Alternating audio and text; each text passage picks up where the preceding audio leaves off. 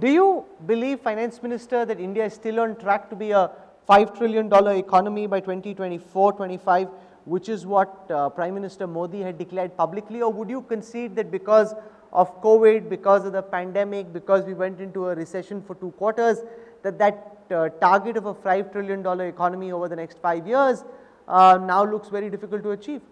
I don't think it's difficult to achieve. In fact, now I would say with the present budget, which is still in the parliament, the finance bill is still in the parliament, I think we've set a clear landscape for the next 10-15 years.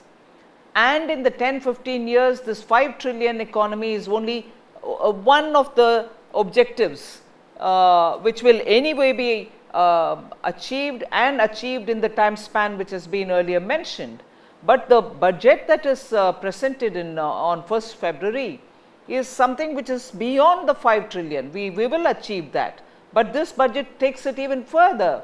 The landscape for the next 15 years for India, 20 years for India is already clearly laid. A consistent picture, policy driven picture is given, and I am sure 5 trillion and more will be achieved. Finance Minister, as we come to the end of this conversation, I wonder how life has changed for you between the time when you were Defence Minister in the last government to Finance Minister now. You've lived through one of the worst periods of economic turmoil since the Great Depression of the late 20s. So, it was obviously a rough ride. How was it when you're seeing unemployment figures come out in the way that they did, growth figures? Do you feel sometimes, because you're a conscientious politician and you like to succeed, you like to deliver, when you see unemployment numbers rising, when you see manufacturing slipping, did you get a sinking feeling? How was it living through that period during COVID when the bottoms literally been knocked off the Indian economy? Well, I think it was a challenge for the entire country. Businesses, households, young and old were all affected by it. So, it's not just me. In fact, I was only hearing and acting in order to lessen the burden. I don't know if it was sufficient, but we tried lessening the burden. And therefore, at that time, what constantly stood out for me was the way in which people were responding, with the way in which people were telling the government, would you do this, would you do that? And we tried as much as possible keep responding to those calls.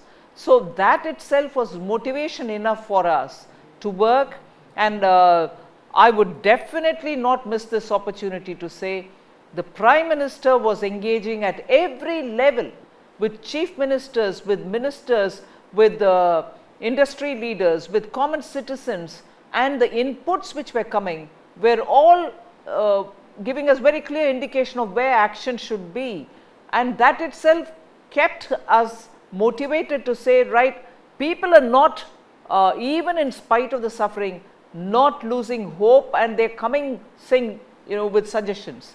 So, I drew a lot of inspiration from that, and credit goes to the people of India who were literally facing the challenge and living through it, and I am very thankful for that. You didn't answer the bit about the comparison between being Raksha Mantri and Vitt Mantri.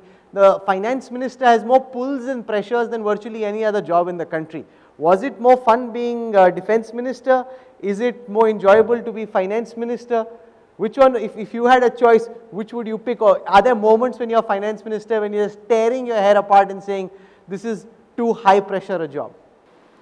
No. I think each one of them had its own charm and challenge. And I enjoyed the charm and challenge there, and I enjoy is not the right word.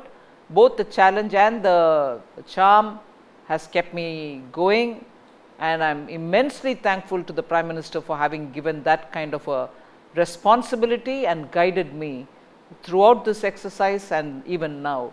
So, I only wish that I can serve the people of India with all sincerity under the guidance of the Prime Minister.